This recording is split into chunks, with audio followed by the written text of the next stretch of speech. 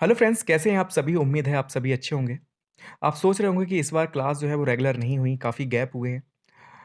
हमें भी इस बात का बहुत खेद है कि हम कोशिश कर रहे हैं कि जल्दी से जल्दी वीडियो आ सके, लेकिन कोई ना कोई प्रॉब्लम आ जाती है। अभी 3-4 दिन के लिए मुझे बाहर जाना पड़ा था, तो वो गैप हो गए। आया हूँ तो थोड़ी तबीयत ठीक नहीं है, तो लेकिन ये है कि नोट्स बने हुए थे, तो उन्हीं से मैं पढ़ा रहा हूँ। ठीक है, लेकिन मैं कोशिश करूँगा कि अब से क्लास जो है वो रेगुलर रहें। ठीक है, आपको ज़्यादा से ज़्यादा फ़ोकस सिर्फ़ 2 सब्जेक्ट पे करना है, मैथ और साइंस पर। उसकी क्लासेस आपको बहुत जल्दी-जल्दी मिलने लग जाएँगी।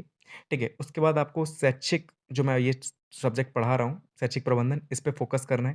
क्योंकि जो पहला आपका सब्जेक्ट है वो हिंदी से रिलेटेड है, तो उसमें अगर आप हिंदी अच्छे से आपकी है, हिंदी ठीक है, तो आप उसमें भी लिख लेंगे, तो उसमें इतनी प्रॉब्लम नहीं है। खाली इन 3 सब्जेक्ट पे सबसे ज़्यादा फ़ोकस करना है और लास्ट बचता है आपका कौन-सा? सोशल साइंस तो मैं करा ही रहा हूँ, आपको अच्छे से करा दूँगा, बस आपको एक बार चीज़ें समझनी है। और लास्ट बचता है शिक्षा, वो क्या नाम है उसका? शांति शिक्षा, ठीक है? उसे हम लोग बहुत लाइटली लेते हैं, इसलिए उसमें ज़्यादातर लोगों की बैक लग सकती है, ठीक है? तो उसे भी हम अच्छे से पढ़ेंगे क्योंकि उसमें क्या है कि टोटल थ्योरी है और बहुत ज़्यादा बोरिंग थ्योरी है, तो उसमें बहुत ज़्यादा दिक्कत होती है, तो उसे अच्छे से आपको पढ़ना पड़ेगा। उसमें जो भी इम्पोर्टेंट होगा, जैसे मैंने लास्ट ईयर क्या किया था, मतलब लास्ट सेमेस्टर में कंप्यूटर से रिलेटेड जितने भी इम्पोर्टेंट क्वेश्चन थे, मैंने उन्हें कराया था, तो शांति शिक्षा में भी मैं यही करूँगा, ठीक है? जितने भी इम्पोर्टेंट क्वेश्चन हैं, मैं वही कराऊँगा। क्योंकि उसका यूज़ बाद में भी आपको इतना ज़्यादा देखने को नहीं मिलेगा, जैसे टेट वगैरह देते हैं, सुपर टेट देते हैं, तो उसमें भी उसका इतना यूज़ नहीं है, कुछ जो इम्पोर्टेंट टॉपिक रहेंगे उन्हें मैं अच्छे से कवर करा दूँगा, ठीक है? तो आप टेंशन मत लेना, सब कुछ जल्दी-जल्दी हो जाएगा।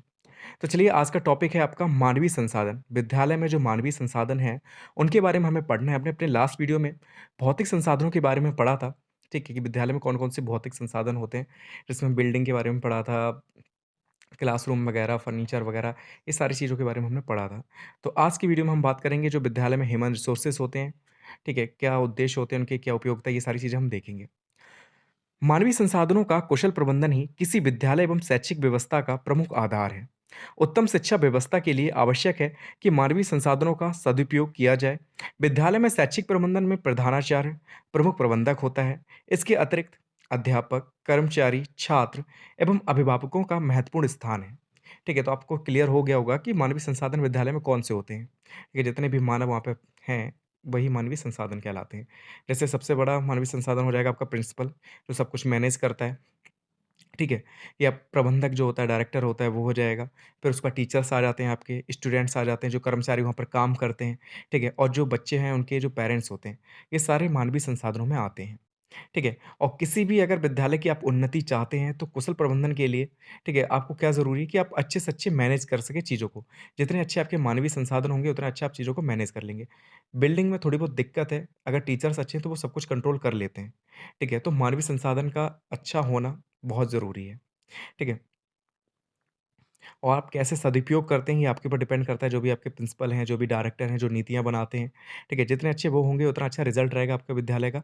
तो मानवीय संसाधन की बहुत उपयोगिता है। तो सबसे पहले हम बात करेंगे प्रिंसिपल की। मानवीय संसाधनों में सबसे इम्पोर्टेंट कौन रहेगा? प्रिंसिपल रहेगा। एक कुशल और योग्य प्रधानाध्यापक वह होता है, जो टीम के साथ काम रखने की सोच रखता हो। ठीक है? प्रिंसिपल सबसे अच्छा वही माना जाएगा, जो टीचर्स के साथ काम करने की कोशिश करे। ऐसा नहीं है कि वो खाली बॉस बन जाए और सिर्फ़ ऑर्डर दे। ठीक है? सिर्फ़ ऑर्डर देने से भी टीचर्स भी बुरा मान जाते हैं, वो भी अच्छे से काम नहीं करते। तो ऐसा प्रधानाध्यापक नहीं होना चाहिए, ठीक है? जो प्रिंसिपल हो वो अच्छा होना चाहिए, कुशल हो, योग्य हो, ठीक है? और टीम के साथ काम करने की योग्यता रखता हो। वह अपने काम में दक्ष होता है। यह विद्यालय की मुख्य शक्ति है, जिस पर विद्यालय की उन्नति और अवनति निर्भर करती है। ठीक है? प्रिंसिपल पे ही डिपेंड करता है कि वो स्कूल कितना उन्नति करेगा, कितना प्रोग्रेस करेगा। ठीक है? कार्य क्या होते हैं प्रधानाचार्य के? तो बहुत सारे कार्य हैं, आपको पता ही है। ठीक है? तो सबसे पहले हम बात करेंगे प्रशासकीय कार्य की। ठीक है? तो प्रशासकीय कार्य में कौन-कौन से कार्य आते हैं? तो जो पाठ्यक्रम संबंधी जो कार्य होते हैं कि कैसे सिलेबस होना चाहिए बच्चों को, ठीक है? तो ये सारा कार्य प्रशासकीय कार्य में आता है। उसका जो पाठ से आगामी क्रियाएँ, जो मतलब पढ़ाई के साथ-साथ नहीं क्रियाएँ होती रहती हैं, जैसे डांस वगैरह होना, एक्टिंग वगैरह करना और ये सब शिक्षा वगैरह अलग से, ठीक है? बैनर वगैरह बनाना, ये सारी चीज़ें, ये पाठ से आगामी क्रियाएँ कहलाती हैं। तो ये भी प्रशासकीय कार्य के अंतर्गत आ गया। ठीक है? उसका जो छात्रावास होता है, हॉस्टल वगैरह होता है बच्चों का, उसका प्रबंध करना भी किसका कार्य है? प्रिंसिपल का कार्य है। विद्यालय का जो कार्यालय है, फर्नीचर है, उसकी व्यवस्था करना, ये सारे प्रशासकीय कार्य में आ जाते हैं प्रिंसिपल की, ठीक है? उसके बाद अध्यापन कार्य की बात करें, तो जो प्रधानाचार्य है, वो प्रशासकीय कार्य तो कर ही लेता है, साथ-साथ उसे अध्यापन भी करना चाहिए। ऐसा नहीं कि वो खाली प्रिंसिपल है, तो सिर्फ़ ऑर्डर देगा, उसे पढ़ाना-लिखाना भी आना चाहिए। अगर मान लीजिए कोई टीचर नहीं है, तो वो दिखा सके कि वो क्या है। आपने देखा होगा कई बार आपके स्कूल वगैरह में कि टीचर्स वगैरह नहीं आते तो कभी प्रिंसिपल देखने आ जाता है, तो कुछ ना कुछ क्वेश्चंस वगैरह पूछ लेते हैं, तो उसका बहुत अच्छा इम्पैक्ट पड़ता है। हम लोग भी मानते हैं कि हाँ, प्रिंसिपल बहुत अच्छा है, इसे पढ़ाई में भी कमज़ोर नहीं समझना चाहिए, बहुत अच्छा है। ठीक है, तो उसका अलग इम्पैक्ट पड़ता है। फिर नियोजन कार्य की बात करें तो प्लानिंग होता है नियोजन का मतलब। तो छात्र प्रवेश नीति, कैसे आप स्टूडेंट जो है उनका एडमिशन लेंगे, ठीक है? कोई एग्ज़ाम कराएँगे, उसके थ्रू आप एडमिशन लेंगे बच्चों का या कोई और आपका प्रोसीजर है, ठीक है? उसे फ़ॉलो करेंगे। दूसरा कि विद्यालय की जो समय सारणी है, जो टाइम टेबल वगैरह होता है, ये नियोजन कार्य में आ जाता है कि कैसे आप टाइम टेबल फिक्स करते हैं टीचर्स का, ठीक है? कौन से टाइम कौन-सा टीचर क्लास लेगा, ठीक है? ऐसा ना हो कि सारे टीचर्स की आप लगातार क्लास कर दें, उन्हें बीच में ब्रेक ना दें, तो वो उतने अच्छे से नहीं पढ़ा पाएगा टीचर। ठीक है, ये आपने क्या किया उनका ब्रेक ही ब्रेक कर दिया, क्लासेस उनकी 1 हो रही हैं, ब्रेक उनके 3 घंटे के हो रहे हैं, तो ऐसा भी नहीं होना चाहिए। तो ये सारे किसमें आ जाते हैं, नियोजन कार्य में आ जाते हैं। उसके बाद निरीक्षण कार्य आ जाता है, तो निरीक्षण कार्य आपको पता है कि प्रिंसिपल हमेशा इधर से उधर घूमता रहता है। उसे देखना चाहिए कि कौन-सा टीचर सही से काम कर रहा है कि नहीं कर रहा है, बच्चे किस क्लास के ऊधम मचा रहे हैं, कौन सही से पढ़ रहा है, ये सारी चीज़ों का निरीक्षण करना निरीक्षण कार्य में आ जाएगा। फिर है कि अनुशासनात्मक कार्य, ठीक है? कि अनुशासन मेंटेन करना है विद्यालय में, ठीक है? ऐसा नहीं है कि आपके विद्यालय से सिर्फ शोर-शराबा ही हो रहा है, लड़ाई हो रही है, ठीक है? बाहर तक केस जा रहा है, ठीक है? न्यूज़पेपर में आपके केस आ रहे हैं विद्यालय के, तो ये भी चीज़ प्रिंसिपल पे ही डिपेंड करता है कि कैसे वो अनुशासन मेंटेन कर सकता है। फिर है कि संपर्क संबंधित कार्य, संपर्क से मतलब है कि जितने भी पेरेंट्स हैं, ठीक है? उनके साथ कॉन्टैक्ट होना चाहिए कि वो अगर आप बच्चों को अच्छे से पढ़ाना चाहते हैं, ठीक है? उन पे ज़्यादा ध्यान देना चाहते हैं, ठीक है? तो आपका सबसे अच्छा ये रहता है कि आप उनके पेरेंट्स के साथ कॉन्टैक्ट बना के चलें। कोई ऊधम करता है, कोई गलती करता है तो पेरेंट्स को ज़रूर बताएँ, ठीक है? कई बार होता है कि बच्चे ऊब जाते हैं या बुरा मान जाते हैं किसी भी चीज़ से, अब वो सुसाइड वगैरह कर लेते हैं। अभी एक केस उठा था यूपी का ही था शायद, जिसमें कोई लड़की शायद सुसाइड कर लेती। तो कई सारे जो प्राइवेट स्कूल थे उन्होंने हड़ताल वगैरह की थी। तो ऐसी चीज़ों के लिए ऐसा ही अच्छा रहता है कि आप संपर्क बना के रखें, कॉन्टैक्ट बना के रखें पेरेंट्स के साथ। ठीक है? तो ये प्रधानाचार्य के कार्य हो जाएँगे, ठीक है? इन सारे कार्यों की जो हेडिंग है ना अच्छे से याद कर लेना। अगर आप हेडिंग याद भी नहीं कर सकते तो अन्य पॉइंट्स वाइज़ आप लिख सकते हैं कि जो पाठ्यक्रम संबंधी कार्य होते हैं, पाठ्यसेगामी क्रिया से संबंधित जो कार्य होते हैं, हॉस्टल का प्रबंधन करना, प्रधानाचार्य के प्रशासनिक कार्य के साथ अध्यापन कार्य भी आना चाहिए। सीधे-सीधे आप लिख सकते हैं, ठीक है? बस एक बार समझ लेना कि कौन-कौन से कार्य होते हैं उनके। अब जो दूसरा इम्पोर्टेंट बंदा है, वो है आपका अध्यापक, टीचर। ठीक है? टीचर तो बहुत ही ज़्यादा इम्पोर्टेंट है। प्रिंसिपल हर बार तो नहीं आ पाएगा निरीक्षण करने के लिए, सब कुछ टीचर पे ही डिपेंड करता है। तो विद्यालय के निर्धारित नियमों के अनुरूप शिक्षण प्रदान करके विद्यालय प्रबंधन में सबसे महत्वपूर्ण भूमिका निभाता है टीचर। ठीक है? टीचर पे ही सब कुछ डिपेंड होता है। ठीक है? टीचर जितना कुशल होगा, बच्चे उतने अच्छा सीखेंगे चीज़ों को। ठीक है? आपको देखा होगा कि कई सारे टीचर्स ऐसे होते हैं, जो बहुत गुस्सैल होते हैं, बहुत मतलब दबा के रखते हैं बच्चों को। लेकिन बच्चों का क्या होता है वो उनसे ज़्यादा चिढ़ते हैं। ना क्वेश्चन पूछते हैं, हमेशा उन्हें गालियाँ देते हैं पीठ के पीछे। तो ये सारी चीज़ें देखने को मिलती हैं और कोई टीचर ऐसा होता है जो बहुत सीधा होता है, बहुत अच्छा होता है और बच्चे भी उसे उतना ही ज़्यादा पसंद करते हैं। ठीक है? उसकी सारी बात मान लेते हैं, वो कुछ भी कह दे। ठीक है? मानने को हमेशा तैयार रहते हैं। तो ऐसे अध्यापक भी होते हैं। तो टीचर का अच्छा होना बहुत ज़रूरी है, कुशल होना बहुत ज़रूरी है। ठीक है? आज के टाइम में तो कुछ भी कोई भी टीचर बन जाता है लेकिन ऐसा नहीं है। ठीक है? बच्चे आपकी रिस्पेक्ट करें ये सबसे ज़्यादा इम्पोर्टेंट है। ठीक है, तो विद्यालय के जो निर्धारित नियम हैं, उनके अनुरूप टीचर जो है वो शिक्षा प्रदान करे, ठीक है? और विद्यालय प्रबंधन में उसकी बहुत ज़्यादा महत्वपूर्ण भूमिका होती है। अब टीचर के कार्य क्या होते हैं, कर्तव्य क्या होते हैं, ड्यूटीज़ क्या होती हैं टीचर्स की? तो पहला है शिक्षण, ठीक है? टीचिंग करना, आपको पढ़ाना टीचर का ये सबसे बड़ी ड्यूटी है, ठीक है? कि कैसे वो पढ़ा रहा है चीज़ों को। और दूसरा है निरीक्षण करना, ठीक है? सुपरवाइज़ करना कि छात्र कितने आ रहे हैं, कौन-सा छात्र बहुत ज़्यादा गैप मार रहा है, ठीक है? क्या प्रॉब्लम है उसकी, उससे पूछना, बातचीत करना उससे, ठीक है? जो गृह कार्य दिया जाता है, होमवर्क वगैरह दिया जाता है, ठीक है? जो सहगामी क्रियाएँ होती हैं पढ़ाई के साथ-साथ, उन पर भी फ़ोकस करना कि बच्चा उनमें अच्छा है कि नहीं है? अगर अच्छा है, तो और कैसे अच्छा कर सकता है? मान लीजिए क्रिकेट वो अच्छा खेल लेता है गेम्स में, तो कोशिश करना कि वो आगे से आगे जा सके चीज़ों के लिए। फिर है छात्रावास संबंधी कार्य, हॉस्टल से रिलेटेड बहुत सारे कार्य होते हैं कि बच्चे प्रेज़ेंट है कि नहीं हॉस्टल में?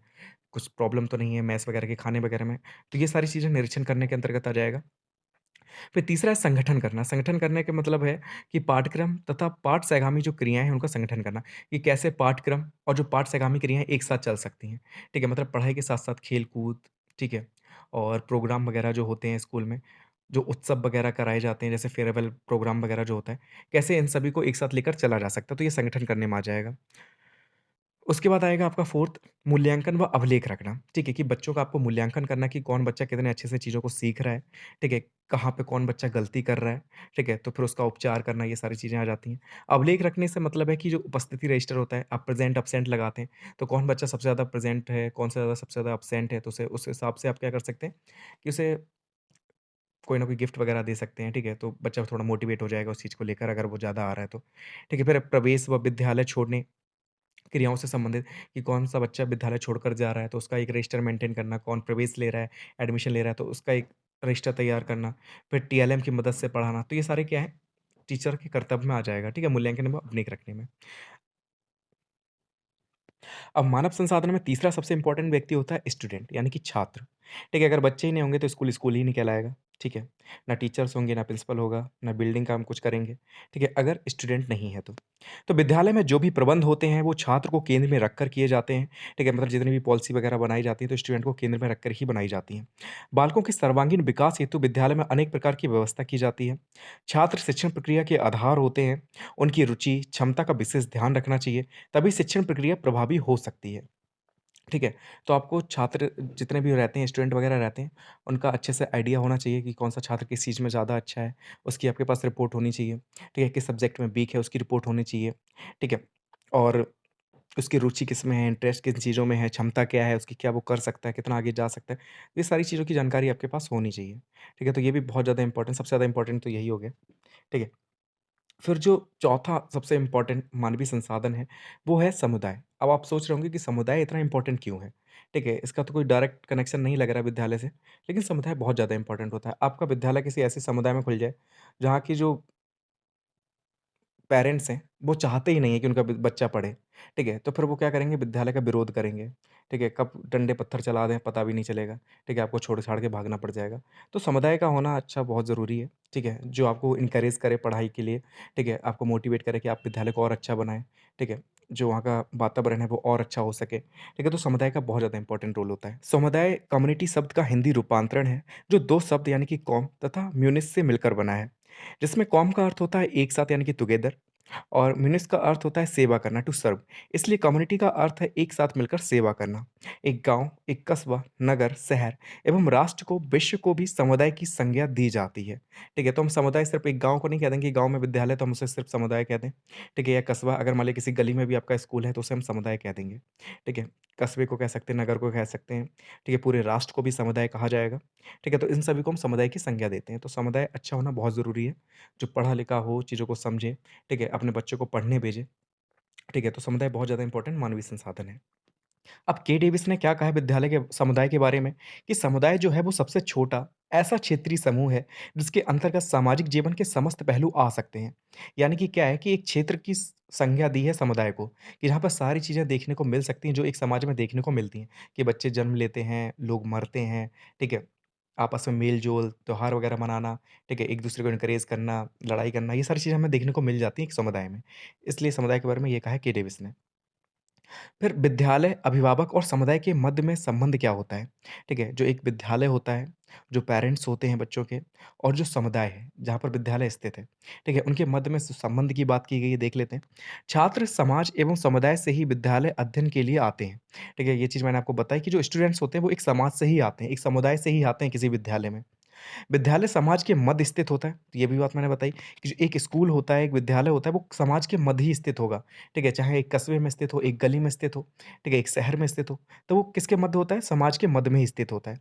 इसके शिक्षक समुदाय से ही आते हैं, जो टीचर्स होते हैं, वो भी किसी न किसी समुदाय से आते हैं, ठीक है? प्रिंसिपल भी समुदाय से आता है, जो कर्मचारी होते हैं, वो भी किसी न किसी समुदाय से आते हैं।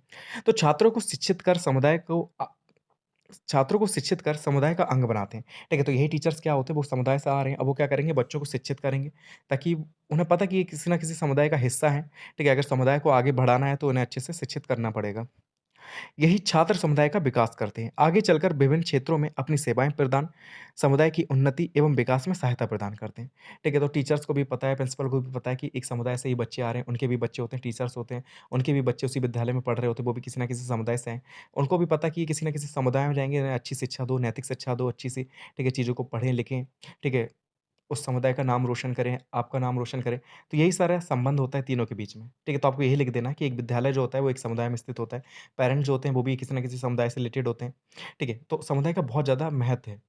ठीक है? कि जो टीचर्स हैं, प्रिंसिपल हैं, कर्मचारी हैं, ये सारे समुदाय से ही आ रहे हैं और जो बच्चे हैं वो भी किसी न किसी समुदाय से आ रहे हैं। अगर उन्हें शिक्षित करेंगे आप, तो आपका समुदाय आगे बढ़ेगा, उन्नति करेगा। ठीक है? तो ये सारी चीज़ें आपको लिख देनी है बना-बना कर। तो आज की वीडियो में इतना ही रखेंगे। नेक्स्ट वीडियो में हम पढ़ेंगे विद्यालय प्रबंधन में विभिन्न समुदाय की भूमिका। ठीक है? तो 2-3 है जिनके बारे में हमें पढ़ना है, ठीक है? तो विद्यालय प्रबंधन में जो विभिन्न समुदाय हैं, उनकी भूमिका के बारे में हम बात करेंगे। ठीक है, तो फिर मिलते हैं नेक्स्ट वीडियो में। Thank you so much for watching this video.